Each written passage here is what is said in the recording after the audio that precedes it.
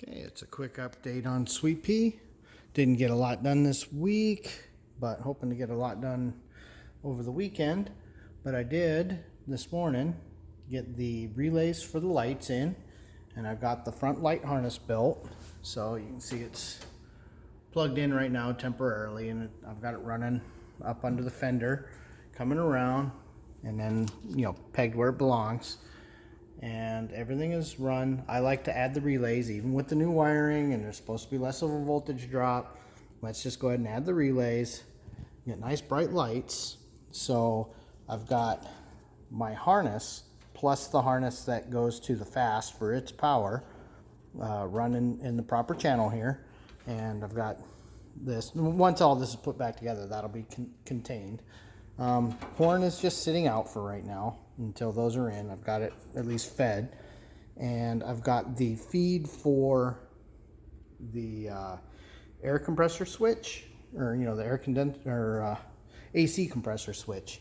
That actually comes around to a connector that we have added here, and one wire is telling the fast that AC has been enabled, and the other will get plugged into the compressor as a switch.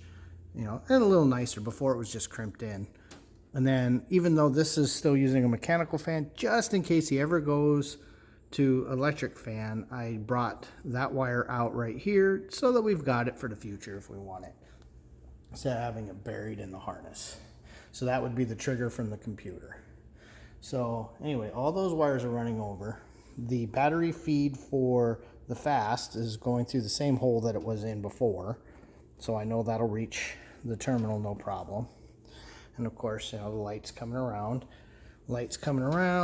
all of that, plenty of room, nice ground.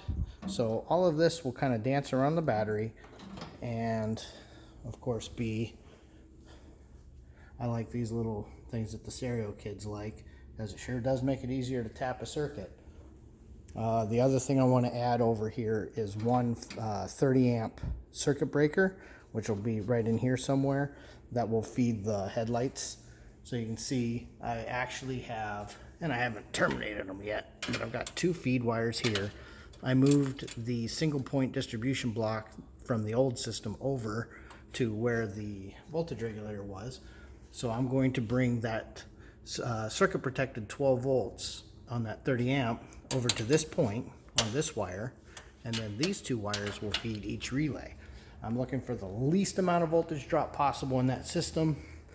Plus, if I needed to use that to power some small accessory, that would then be protected, and that's a nice convenient location.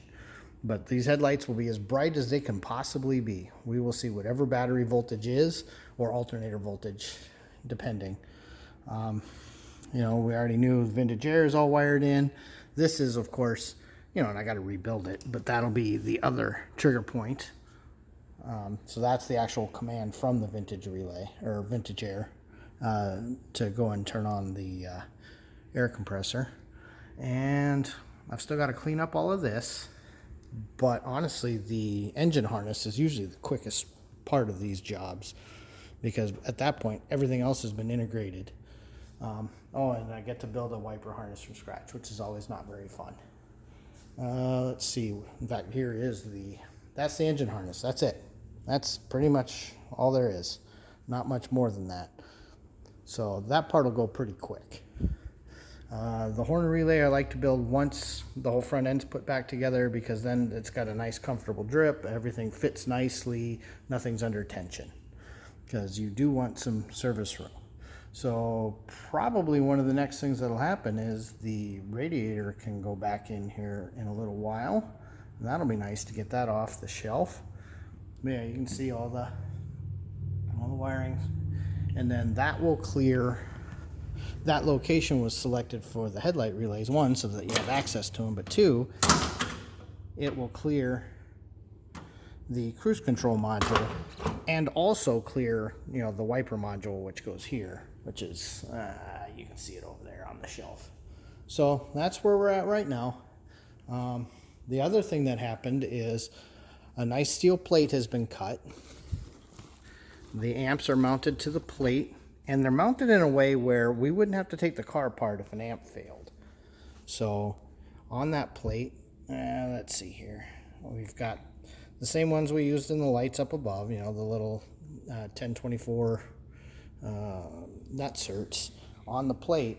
But more importantly, and the plate isn't installed yet because there's 2 power distribution blocks that we're waiting on because we changed our mind on what we're doing. But we also have nut certs in the structure here so that the plate can be installed from inside the trunk without pulling all of the interior apart to get there from here. So then he'll be able to actually just crawl in here if he has a failure or wants to change anything without pulling the whole interior apart. So that's where we're at right now. The interior's coming out pretty nice. Everything's coming along, and the engine harness I'm hoping to get started on tomorrow.